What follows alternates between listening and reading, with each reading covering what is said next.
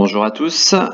Donc aujourd'hui, petite explication sur une valeur sur laquelle je suis rentré hier, donc sur Enertime. Enertime, vous pouvez le voir hein, en journalier. Donc on avait cette formation donc en biseau, donc biseau descendant qui donc est une figure haussière. Donc forcément dans ce genre de figure, qu'est-ce qu'on va faire? On va tout simplement rentrer sur la cassure ici de la résistance oblique. Hein. Vous voyez qu'elle a été touchée donc à plusieurs reprises, donc une première fois ici, une deuxième fois ici, une troisième ici, une quatrième ici.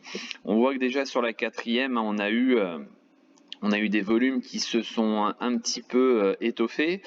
Et puis là, on a vu hier, hein, donc je vais passer en 1 heure puisque c'est vraiment, voilà, c'était vraiment flagrant. Donc sur le 1 heure, hein, on avait vraiment une accélération en fait des volumes. Alors, je vais agrandir un tout petit peu.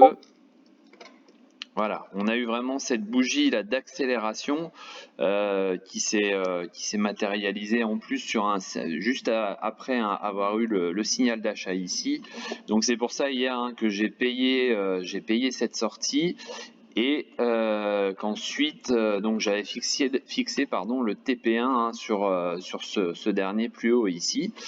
Donc dès qu'on achète, hein, tout de suite aussi positionner son stop. Hein, donc j'ai positionné le stop sur le dernier plus bas du 18 février ici, hein, juste avant la sortie.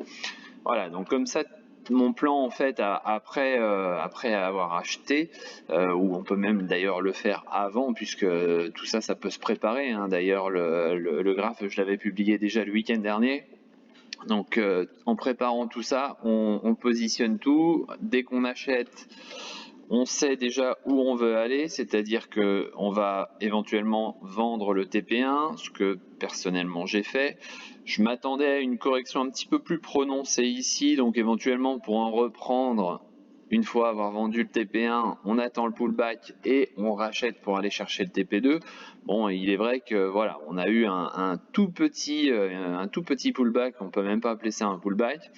Donc résultat, voilà, bougie de ce matin avec un énorme volume encore une fois, on a été chercher le TP2 sans problème. Voilà, donc ça c'était pour le biseau descendant, comme une figure en triangle, comme une résistance.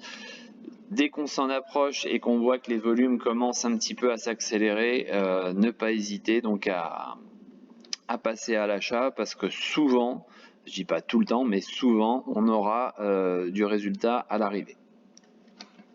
Voilà, donc ça c'était la petite explication pour le biseau descendant.